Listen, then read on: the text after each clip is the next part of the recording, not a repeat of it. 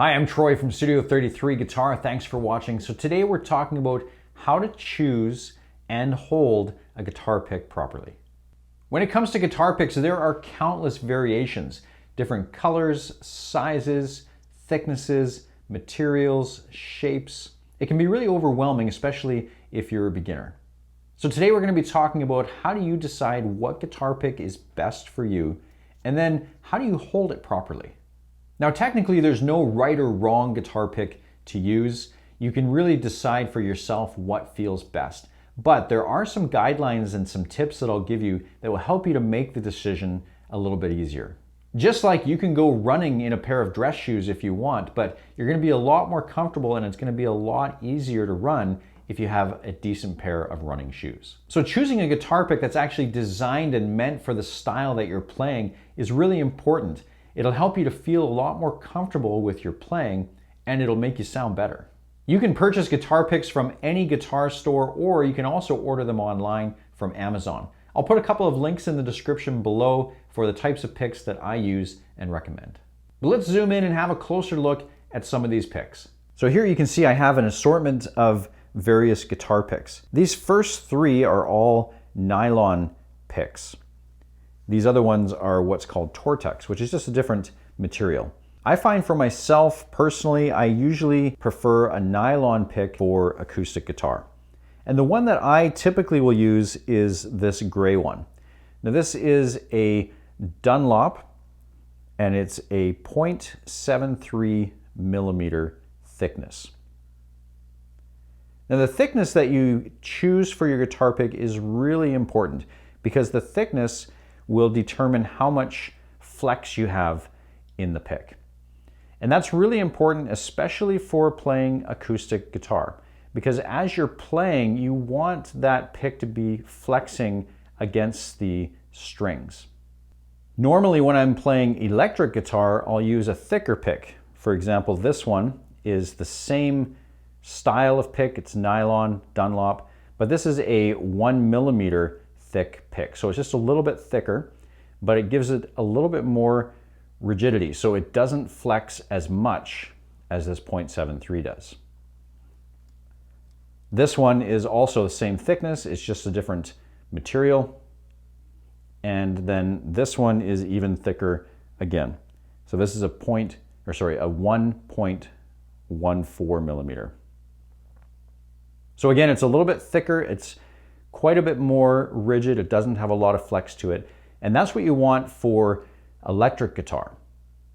But for acoustic guitar, you want something that's going to give you some flex because you don't want to be really rigid as you're playing through the strings. So if these were your strings and your pick is coming down like this, you want that pick to be able to bend and flex as it goes across the strings. You want to imagine that that pick is like a paintbrush and you're trying to put paint on the wall, and you want it to be able to flex and be nice and smooth as it goes across the strings. If you use a thicker pick, it's a lot harder and you end up being a lot more clunky as you're coming across the strings. It doesn't have that nice flex that you want when you're strumming. Now, as a beginner, you may want to use a pick that is a little bit thinner. So this is, again, the same series as this, the Dunlop nylon picks, but this one is a 0.60 millimeters.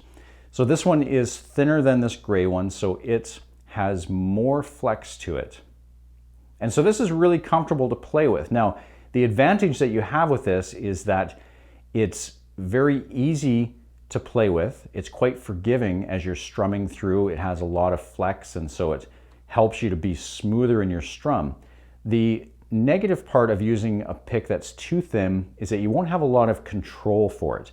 So if you're using a song where you're trying to pick individual strings, or if there's some sort of a strum that requires you to target certain strings a little bit more than others, this one will be a little bit harder to use because it's thinner, because it is flexing. It's going to be a little bit harder to control. But it is a good thickness for a starting point. If you're a brand new beginner, this would be a really good choice, the 0.60. But I would suggest you want to try and work your way up to something like this one, the 0.73. I think this is a good middle of the road type of pick that's got some good flex. It's not too floppy, and it just sits nice in the middle. It's great for strumming and it's great for picking.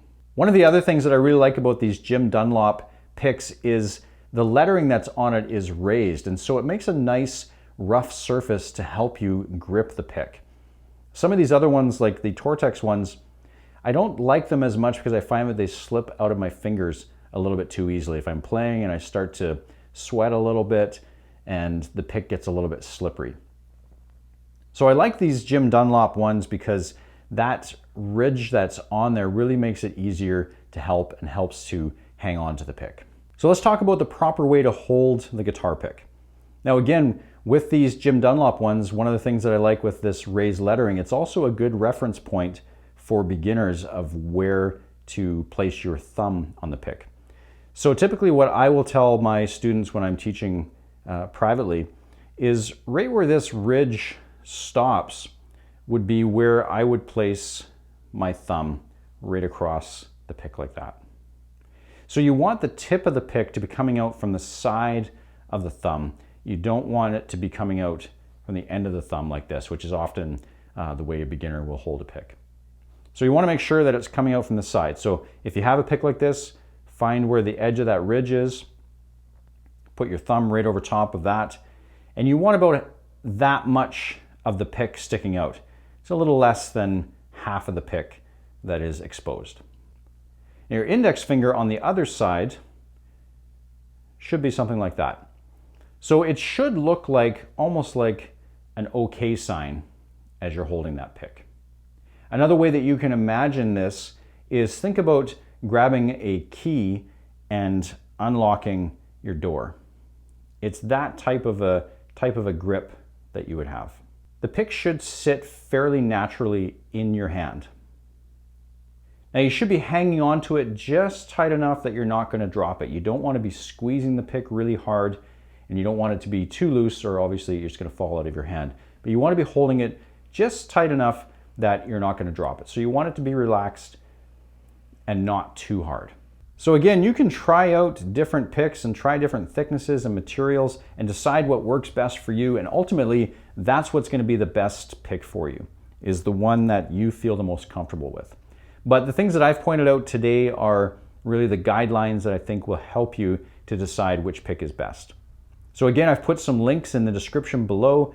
You can click on those to go to Amazon and check these out and maybe order some of them for yourself. So I hope you found this useful. If you did, then please hit that like button and subscribe to the channel so you don't miss the next video. Also, make sure you check out one of the other videos that's on the screen right now.